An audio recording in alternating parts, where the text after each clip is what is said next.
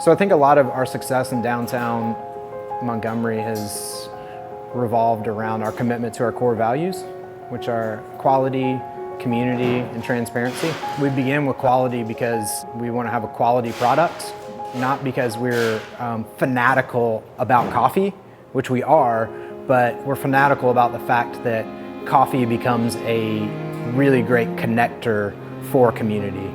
So if we want to create really great community, we have to have a really quality connector to do that. So we start with a high quality product in the coffees that we source and sell, and we have an eye towards community and not try to create community or contrive some sort of community, but just maintain a space and cultivate a space that community can thrive in on its own. As downtown has grown and as more businesses like ours have opened up, it's been really encouraging to see how the Chamber's gotten really excited and come behind us and asked for our help and expertise and lended their help and expertise to help grow more and more businesses like ours. We get the privilege of operating a community space that exists right between the Rosa Parks bus stop and Dr. King's church, where all this amazing history has happened. And we get to kind of see this beloved community that Dr. King talked about kind of come into fruition just in a few square feet of a coffee shop. And it's been a really cool thing to have happen. So when the COVID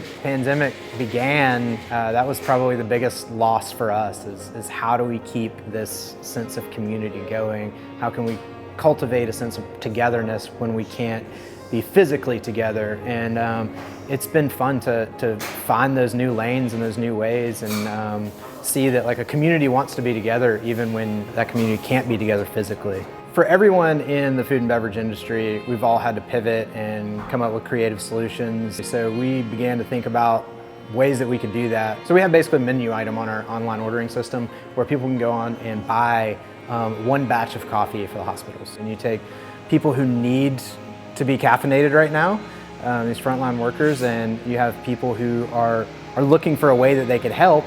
And then we have baristas who need to continue to get paid to support themselves and their families. So there's just a win on all fronts. We began delivering gallons of coffee to Jackson Hospital, Baptist South, Baptist East, the COVID testing center, emergency services. We have members of the community who are paying for those batches of coffee to be sent. Every now and then we might be a little short, somebody hasn't donated, we don't have enough donations, but we go ahead and just top it off out of our own stock just so that everybody's getting coffee.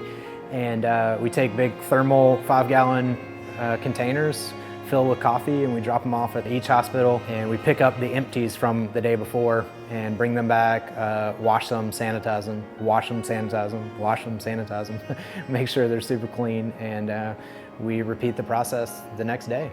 This idea that together we prevail has just resonated, and it's amazing that it's been able to take off even when we can't physically be together, but yet people are working together. We have customers who are purchasing coffee for frontline workers, and we're able to continue to be a connector for a community in that. If you have invested in people over the last few years and you've centered your life around helping other people and creating community, then now's the time to lean into that and let other people lean into you, and we just kind of all lean on each other in times like this, because there's somebody out there in your life that you can lean on and that is waiting on you to offer yourself up to be leaned on. So that's the only way that we work through things like this is finding new ways to work together and be together even when we can't be there physically for each other.